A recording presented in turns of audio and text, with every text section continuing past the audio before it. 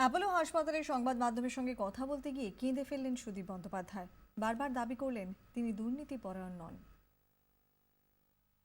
মামাটি মানুষকে ধন্যবাদ। মামাটি মানুষ জিন্দাবাদ। সেটা একটা প্রশ্ন আপনাকে, যে সিবিআই আমরা জানছি সুপ্রিম কোর্টে যাচ্ছে, আবার কি একটা আশঙ্কার মেঘ তৈরি হচ্ছে? আমি দূরদর্শনের পর্দায় দেখেছি, তারা কি করবে এটা তাদের ব্যাপার। আপনি আশাবাদী কি ব্যাপারে এই জামিন বহাল থাকবে? আপনি আশাবাদী? আমি বলি salute to judiciary, salute to judiciary. শেষ প্রশ্ন তারা বিচার দেবে। সুদীপদা, শেষ প্রশ্ন। অন্যায় করলে মহাত্মা গান্ধী কি বলেছিলেন যে 99 জন অপরাধী ছাড়া পেয়ে যায়, কিন্তু একজন নিরপরাধীর যেন শাস্তি না হয়। আমি দুর্নীতি করিনি, আমি দুর্নীতিপরায়ণ নই। 45 বছরের রাজনৈতিক জীবন তিল তিল করে তৈরি করেছি সংগ্রামের মধ্যে দিয়ে। একবারে এতে কালি ছিটিয়ে দিলে ভুল হবে। আমি দোষ করিনি, আমি খুব সাধারণ লোক। আমার অর্থ করি, আমার সম্পদ, আমার অ্যাসেট প্রপার্টি সব ইনকাম ট্যাক্সে, সব লোকসভায় সব জমা দেওয়া আছে। আর আমার দলনেত্রী মমতা ব্যানার্জি তার মতন সৎ।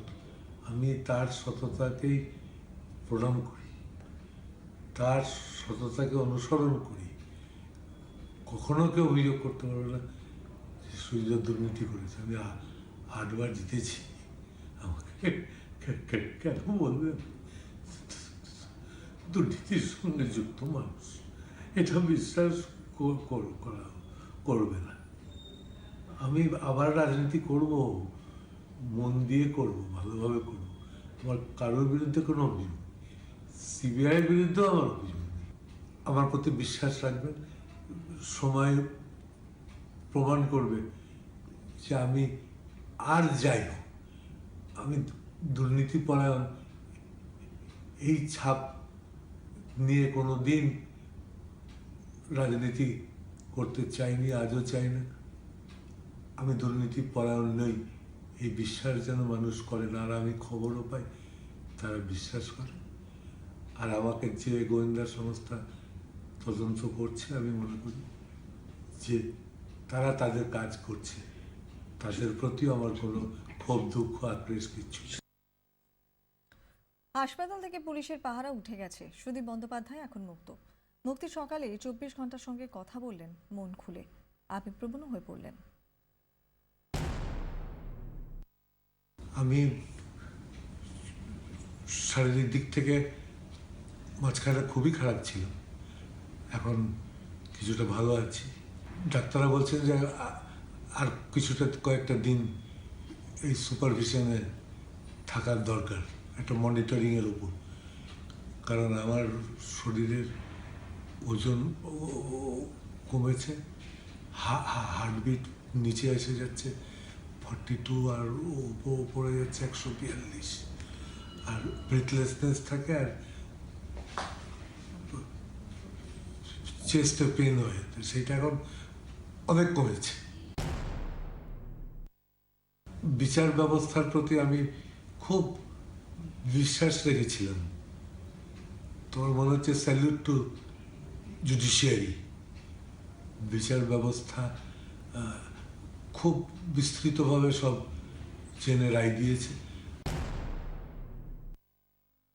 আমি মনে করি সিবিআই ভারতবর্ষে খুব নামজাদা প্রতিষ্ঠান।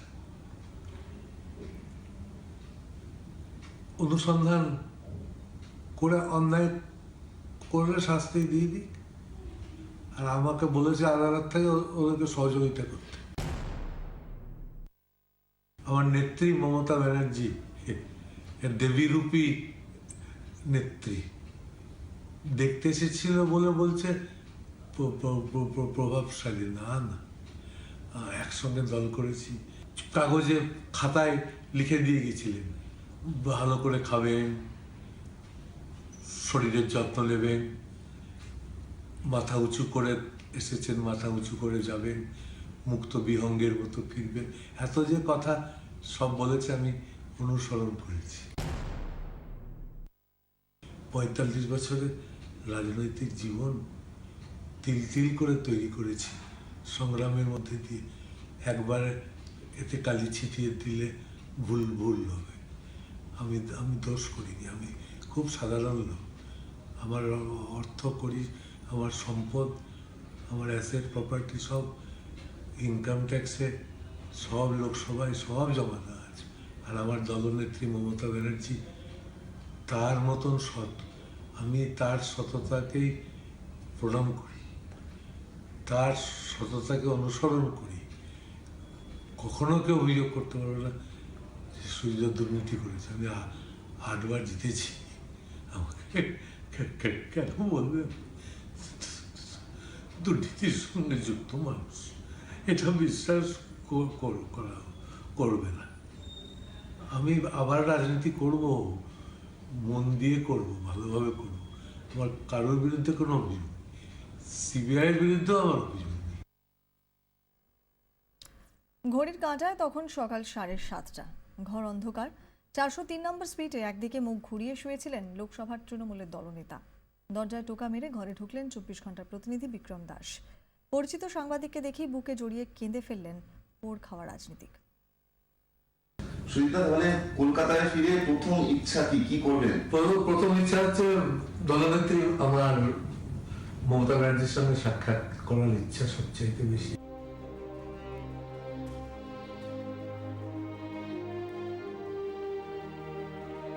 আবেগের ব্যাখ্যা হয় না, কখনো কখনো আবেগ বাঁধও মানে না।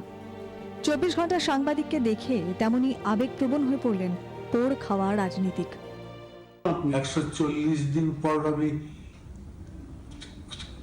কোনো সাংবাদিকের সঙ্গে দেখা করছি, মুখোমুখি কথা বলছি। এটা ভাবো। সাংসদ বললেন, আমি বাড়ি ফিরতে চাই, নয়নাকে নিজের হাতে ভাত খাওয়াতে চাই। গত ছোড়ে ও ভাত খায়নি। ও পুরীর মন্দিরে মানত করেছে, আমি ছাড়া পেলে আমার হাতেই ও ভাত খাবে। তাই বাড়ি ফিরেই ওকে ভাত খাওয়াতে চাই। ওর কেউ নেই, ওকে একটু দেখো। শান্ত, কম কথা বলেন। সুদীপ বন্দ্যোপাধ্যায়ের সম্পর্কে এই পরিচিত ধারণা ধাক্কা খেতে বাধ্য।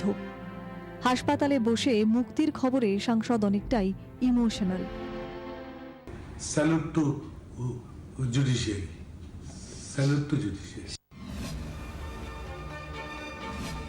এখন তো মুক্ত। সংসদের আগামী অধিবেশনে কি লোকসভা কাঁপাবেন সেই আগের মতো? তাহলে শুধুমাত্র সময় অপেক্ষা, আপনাকে সেই রাজনীতির চেনা ময়দানে দেখা। 45 বছরের রাজনৈতিক জীবন, ছোট থেকে আর কিছু করি, সেখানেই তো আমায় যেতে হবে না, অনেক বয়স হয়ে গেছে। রাজনীতি ছেড়ে দেওয়া বা দলবদলের একটা খবরও হাওয়ায় ভাসছে। সেই সম্ভাবনাকে মহানদীতে বিসর্জন দিলেন সুদীপ। রাজনীতি ছাড়বো কেন? শরীরটা অসুস্থ হয়েছে না, শরীরটা সুস্থ করবো, আবার পুরোপুরি রাজনীতি করবো, পুরোপুরি। এই দলে মামাটি মানুষ জিন্দাবাদ। সব শেষে জনগণের প্রতি সবিনয়ে আবেদন। আমার প্রতি বিশ্বাস রাখবে, সময় প্রমাণ করবে যে আমি আর যাই হোক, আমি দুর্নীতি পরায়ণ এই ছাপ নিয়ে কোনো দিন রাজনীতি করতে চাইনি, আজও চাই না। আমি দুর্নীতি পরায়ণ নই। 24 ঘন্টার জন্য ক্যামেরায় বাপন সাহেবের সঙ্গে বিক্রম দাসের রিপোর্ট, ভুবনেশ্বর, ওড়িশা।